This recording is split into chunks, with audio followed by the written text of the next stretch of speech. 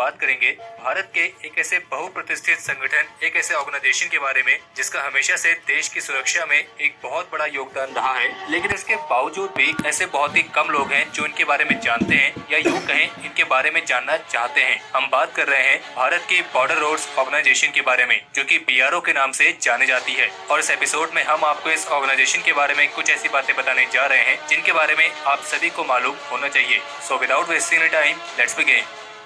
Video में आगे बढ़ने से पहले आप सभी को स्पष्ट कर दें कि इसमें दिखाई गई इमेजेस केवल रिप्रेजेंटेशनल पर्पस के लिए है। तो चलिए बातें हैं वीडियो के मेन टॉपिक पर। BRO की स्थापना भारत के पहले प्रधानमंत्री पंडित जवाहरलाल नेहरू के नेतृत्व में 7 मई 1960 में की गई थी। और इस ऑर्गेनाइजेशन को बनाने का जो प्रमुख उद्देश्य था वो ये था कि आजादी के बाद जो भारत की सीमाएं और जो भारत के सुदूरवर्ती इलाके हैं जहां पर संसाधन आसानी से नहीं पहुंच सकते हैं, ऐसी जगहों पर एक ऐसे बेसिक इंफ्रास्ट्रक्चर का विकास किया जा सके ताकि इंडियन आर्म फोर्सेस इन जगहों पर आसानी से पहुंच के इन इलाकों को सुरक्षित रख सके। और इसलिए BRO रक्षा मंत्रालय के अंतर्गत सड़क निर्माण करने वाली एक प्रमुख संगठन है। और इसका मुख्य काम केवल भारत के सीमा क्षेत्रों या फिर भारत के सुदूरवर्ती इलाकों तक ही सीमित नहीं है, बल्कि ये भारत के मित्र देशों में भी रोड नेटवर्क को डेवलप और मेंटेन करने का काम करती है। और ये ऑर्गेनाइजेशन वर्तमान समय में 21 राज्य, एक यूनियन टेरिटरी जिसमें अंडमान एंड निकोबार आइलैंड शामिल है, और अफगानिस्तान, भूटान, म्यांमार और श्रीलंका जैसे पड़ोसी देशों में रोड नेटवर्क्स को डेवलप और मेंटेन करने का काम कर रही है। और ये BRO करीब 32,885 किलोमीटर से भी लंबे रोड नेटवर्क को ऑपरेट करती है।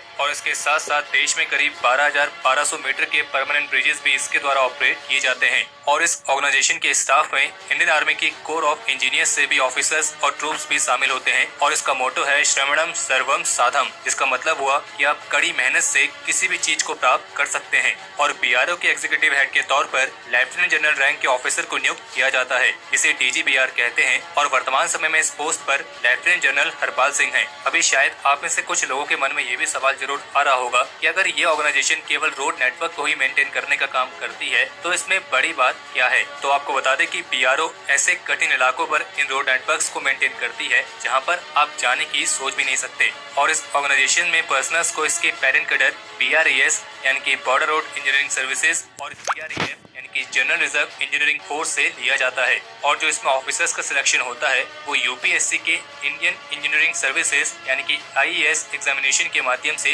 किया जाता है। और आप इस बात से भी अंदाजा लगा सकते हैं कि इस ऑर्गेनाइजेशन का स्टैंडर्ड कहां पर है। और बाकी हम आपको बता चुके हैं कि इसमें कुछ ऑफिसर्स को इंडियन आर्मी की कोर ऑफ इंजीनियर्स से भी लिया जाता है। अगर बात करें BRO की महत्वपूर्ण भूमिकाओं के बारे में तो शांति काल के दौरान तो ये ऑर्गेनाइजेशन बॉर्डर एरियाज पर operational road infrastructure of general staff को डेवलप और मेंटेन करने के साथ साथ जो बॉर्डर स्टेट्स हैं वहाँ पे सोशियो इकोनॉमिक डेवलपमेंट में अपना योगदान देती है। और वहीं जब युद्ध जैसे हालात बनते हैं तब इसका मुख्य कार्य होता है LOC और LEC जैसी जगहों पर रोड नेटवर्क को इस तरीके से मेंटेन करके रखना ताकि वहाँ पे इंडियन आर्म फोर्सेस आसानी से अपने ऑपरेशंस कर सके। और इन स्थितियों में BRO को मुख्य रूप से सड़कों, पुलों, सुरंगों, कॉजवेज, हेलीपैड और एयरफील्ड के निर्माण का कार्य सौंपा जाता है। BRO के पास करीब 18 परियोजनाएं हैं जो कि अलग अलग task forces, road construction companies, bridge construction companies, train maintenance companies और प्लेटून्स के बीच डिवाइड की जाती हैं। और इसके पास base workshop, store division, training और रिक्रूटमेंट सेंटर्स जैसे अलग अलग कार्य भी मौजूद हैं। और कठिन से कठिन परिस्थिति और खराब से खराब मौसम के बावजूद भी अपने कर्तव्य पर निरत रहते हुए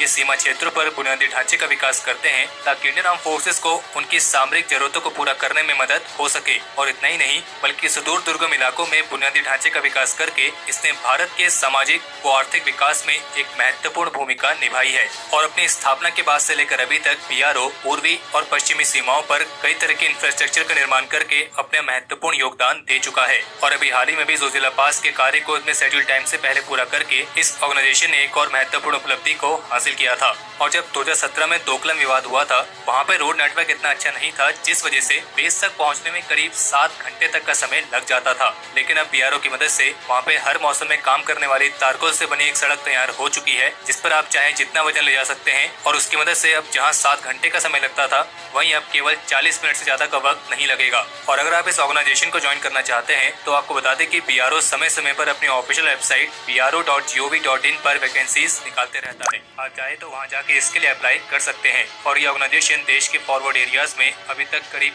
19 एयरफील्ड्स का निर्माण कर चुकी है। और हिमाचल प्रदेश में स्थित दुनिया की सबसे कठिन मोटरेबल टनल रोहतंग टनल का निर्माण करने में इसी ऑर्गेनाइजेशन का हाथ है। और इंडियन आर्म फोर्सेस को सपोर्ट करने के उद्देश्य के साथ शुरू की गई एक बहुत ही महत्वपूर्ण रणनीतिक ऐतिहासिक पहल थी जो कि आज के समय में एक बेहद ही महत्वपूर्ण भूमिका निभा रही है। और बीआरओ ने अपनी स्थापना के बाद से अभी तक जो भी उपलब्धि हासिल की है वो सभी अद्वितीय हैं। और इसमें काम करने वाले कई हजार लोग जिन्होंने सीमा में शत्रुतापूर्ण और दुर्गम क्षेत्रों में सड़क बनाने के लिए अपना जीवन लगा दिया, हमें उन्हें कभी भी नहीं भूलना चाहिए।